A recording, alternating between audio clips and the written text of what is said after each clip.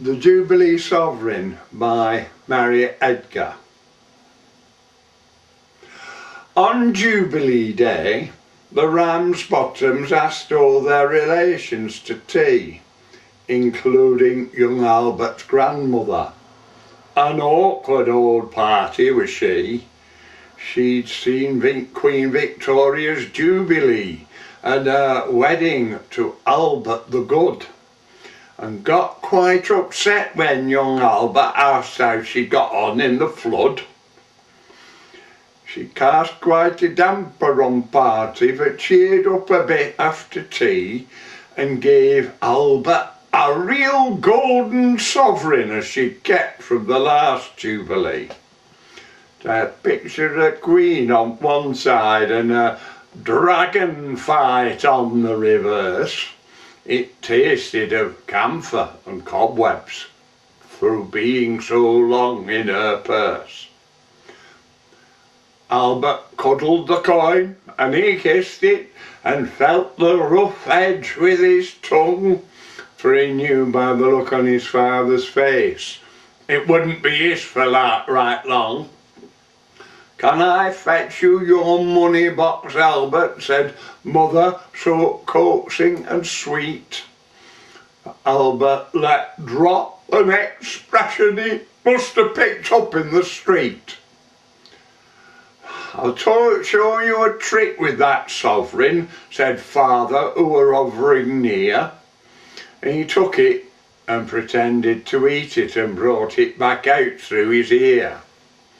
This magic filled Albert with wonder, and before you could say Uncle Dick, he took the coin back off his father and performed the first part of the trick.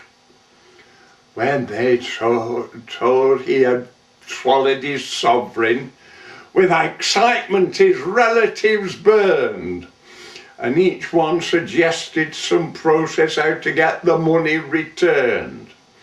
Some were for fishing with tweezers, and others were for shaking it out. If they only got back a few shillings, he said, it would be better than nought.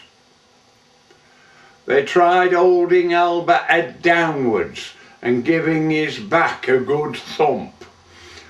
His uncle, who worked for a chemist, said there's nought for it but stomach pump.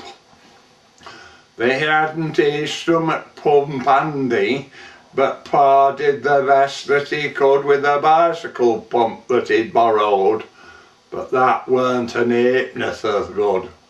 They took him at last to the doctors, who looked down his throat with a glass and said, "This'll mean operation, I'm afraid I'll have to use gas." "Then how much is this here going to cost us?" said Father, beginning to squirm.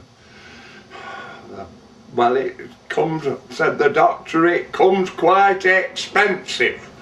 The gas, it's 8p a therm, and then my time 4 shillings an hour. You can't do these things in 2 ticks.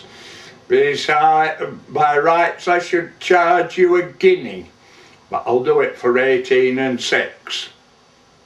"What? 18 and 6 to get sovereign?" said Father. "That doesn't make sense. I'll tell you what, I'll give you Albert, and you give me the odd 18p.